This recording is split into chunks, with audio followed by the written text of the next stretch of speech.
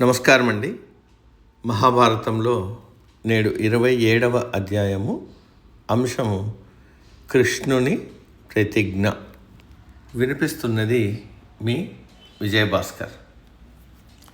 శ్రీకృష్ణుడి చేతిలో శిశుపాలుడు చనిపోయాడన్న వార్త శిశుపాలుడి స్నేహితుడైన సాల్వుడికి తెలిసింది.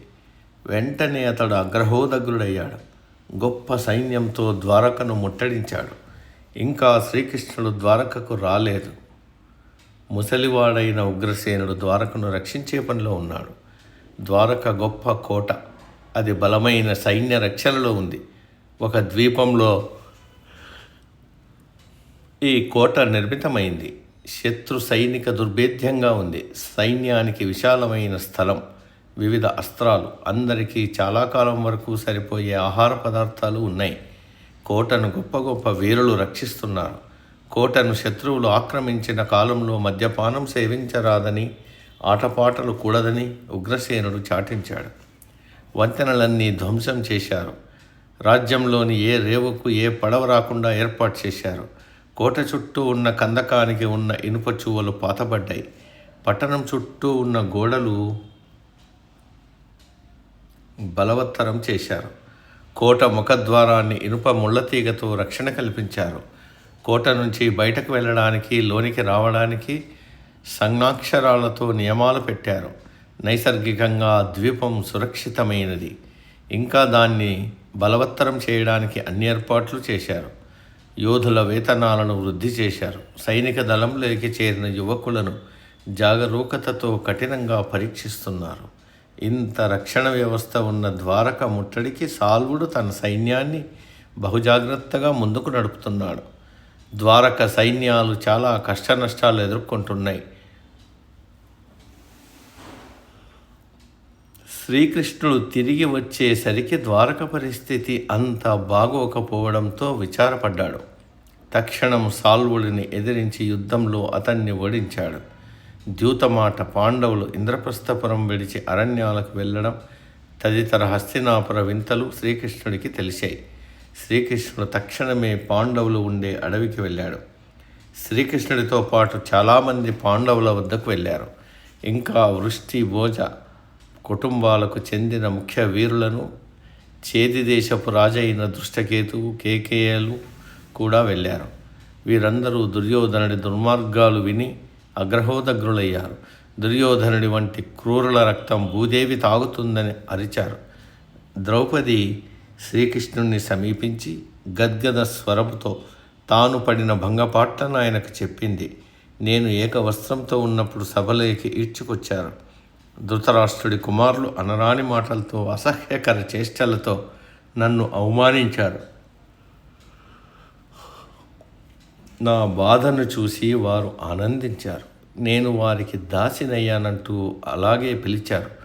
భీష్ముడు, ధృతరాష్ట్రుడు కూడా నాతో వారికున్న బాంధవ్యాన్ని మరిచిపోయారు.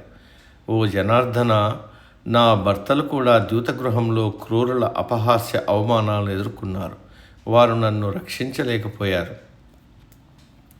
భీముని బల పరాక్రమం, అర్జునుడి గాంధీవం ఎందుకు పనికి రాలేదు. అలాంటి అవమానాలు పొందిన పరిస్థితుల్లో నిస్సారమై ఉన్నప్పటికీ బలం తెచ్చుకుని నన్ను హింసించిన క్రూరులను చంపి ఉండేవారు. పాండవులు ప్రఖ్యాతిగన్న వీరులు. అయినా దుర్యోధనుడు ఇంకా సజీవుడై ఉన్నాడు. పాండు చక్రవర్తి కోడలినైన నన్ను జుట్టు పట్టుకుని ఈడ్చారు. 5 వీరులకు భార్యనైన నన్ను దారుణంగా అవమానించారు. ఓ మధుసూదన, నువ్వు కూడా నన్ను వీడావు అంటూ పూడుకుపోయిన గొంతుతో మాట పెగల్చలేకపోయింది. శ్రీకృష్ణుడి హృదయం ద్రవించిపోయింది. ఏడుస్తున్న ద్రౌపదిని ఊరడించాడు. నిన్ను అవమానపరిచిన వారందరూ వారు ఓడిపోయిన యుద్ధభూమిలోనే మట్టితో కలిసి రక్తంలో పొరలి చేస్తారు. నీ కళ్ళు తుడుచుకు, నీ భంగపాటుకు తగిన ప్రతీకారం తీర్చుకుందాం. పాండవులకు అన్ని విధాలా నేను సాయపడతాను. నీవు చక్రవర్తి అవుతావు. ఆకాశం హిమాలయాలు బద్దలవుగాక, భూమి పడి అవుపోవుగాక, సముద్రాలన్నీ ఇంకిపోవుగాక, ఇదే నా ప్రతిజ్ఞ అన్నాడు శ్రీకృష్ణుడు. శ్రీకృష్ణుడి ప్రతిజ్ఞ పురాణంలోనూ శాస్త్రాల్లోనూ చెప్పిన రీతిలో, అంటే ధర్మాత్ములను రక్షించడానికి, క్రూరులను చంపి న్యాయాన్ని ధర్మాన్ని నిలపడానికి, నేను ప్రతి యుగంలోనూ భూమిపై అవతరిస్తున్నాను అన్న విషయం, అతడే కార్యక్రమం సాధించడానికి అవతారమెత్తుతున్నాడో ఆ కార్యాన్నే సూచిస్తోంది. దుష్టద్యుమ్నుడు కూడా తన చెల్లెలను ఓదార్చి కౌరవులు ఎలా నాశనమవుతారో చెప్పాడు. నేను ద్రోణుణ్ణి చంపుతాను, శిఖండి భీష్ముడి పతనము తప్పదు, క్రూరులైన దుర్యోధనుణ్ణి వారి అన్నదమ్ములను భీముడు చంపుతాడు, రథచోదకుడి కుమారుడైన కర్ణుణ్ణి అర్జునుడు చంపుతాడని ప్రద్యుమ్నుడు అన్నాడు. శ్రీకృష్ణుడు జోక్యం చేసుకుంటూ, మీ కష్టకాలంలో నేను ద్వారకలో లేను. నేను అక్కడే ఉంటే ఈ మోసపు ద్యూతాన్ని జరగనివ్వకుండా అడ్డుకునేవాడిని. వారు నన్ను ఆహ్వానించకపోయినా నేనే వెళ్ళి ద్రోణుణ్ణి, కృపుణ్ణి, ఇంకా ఇతర పెద్దలను ప్రోత్సహించి వారిని కార్యక్రమంలోకి దింపేవాణ్ణి. ఎంత కష్టంలోనైనా అందరినీ పాడు చేసే ద్యూతాన్ని ఆపేసి ఉండేవాణ్ణి. మిమ్మల్ని శకుని వంచే సమయానికి సాల్వుడు ద్వారకను ముట్టడించాడు. అతడితో యుద్ధంలో ఉన్నాను. అతన్ని జయించాక ఈ ద్యూతం గురించి, తర్వాత జరిగిన విషాదాంశాల గురించి నాకు తెలిసాయి. ఆ క్షణమే నేను మీ ఇబ్బందులను తప్పించలేకపోయినందుకు తీవ్రంగా విచారిస్తున్నాను. కానీ పోయిన చెలియలు కట్టు మళ్ళీ బాగు చేసే లోపు కొంత నీరు పోతుంది అన్నాడు. అర్జునుడి భార్య అయిన సుభద్రతోనూ వారి కుమారుడైన అభిమన్యుడితోనూ కృష్ణుడు ద్వారకకు తిరిగి వచ్చాడు. దుష్టద్యుమ్నుని, ద్రౌపది పుత్రులను తీసుకుని పాంచాలకు వెళ్ళాడు. సమాప్తం. సర్వే జన సుఖినో భవంతు.